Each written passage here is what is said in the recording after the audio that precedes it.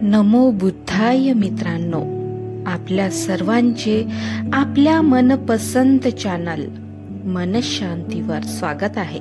आपण भारतरत्न बोधिसत्व डॉक्टर बाबासाहेब आंबेडकर लिखित भगवान बुद्ध आणि त्यांचा धम्म या पवित्र ग्रंथाचे वाचन करीत आहोत. चला तर सुरू करूया आजच्या वाचनाला.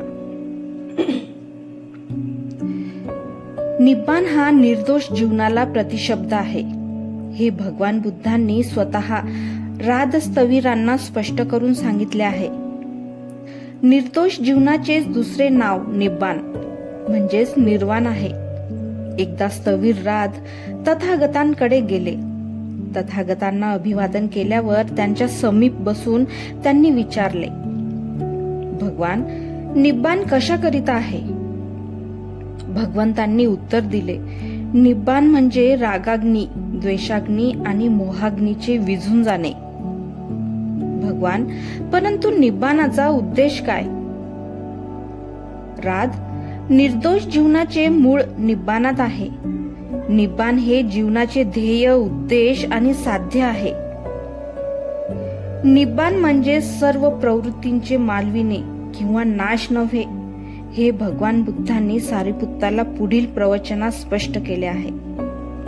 एकदा भगवान श्रावस्तीतील अनाथ पिंडकाच्या आश्रमात वास करीत होते.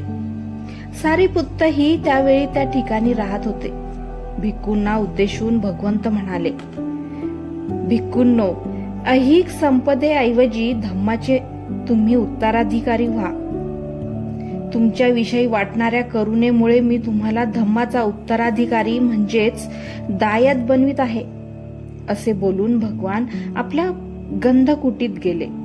सारिपुत्त मागे राहिले आणि भिक्खूंनी त्यांना निब्बाणाचा अर्थ स्पष्ट करण्याची विनंती केली.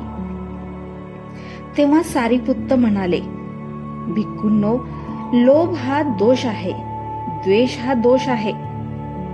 हा लोभ आणि हा द्वेष घालविण्याचा मार्ग मध्यम मार्ग होय.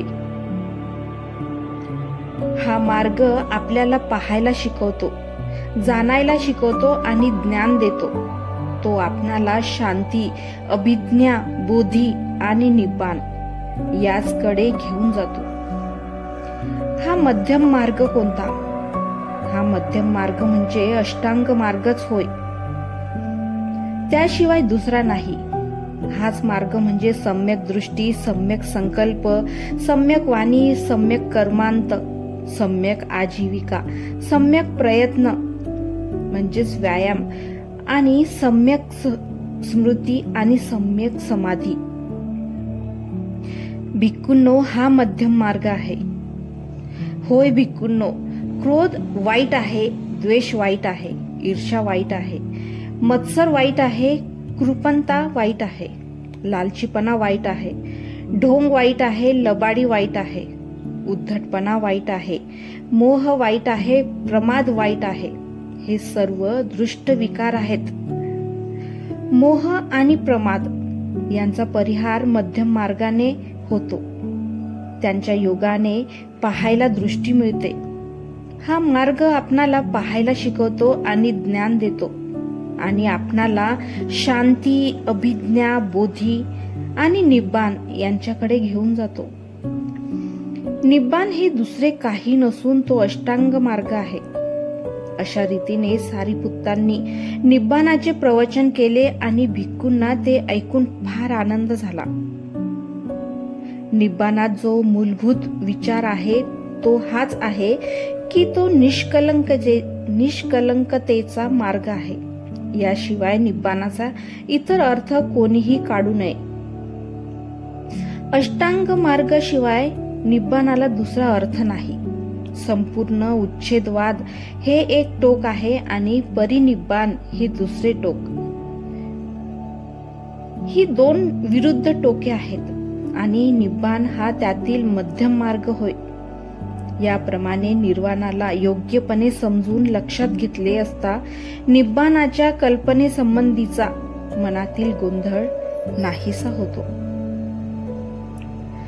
मित्रांनो, आजचे वाचन आज आपण इथेच थांबवूया. धन्यवाद.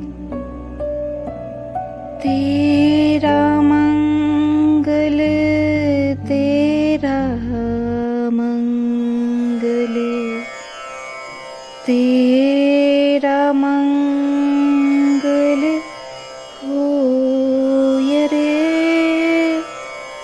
सबका मंगल, सबका मंगल, सबका मंगल होय रे। नमो बुद्धाय।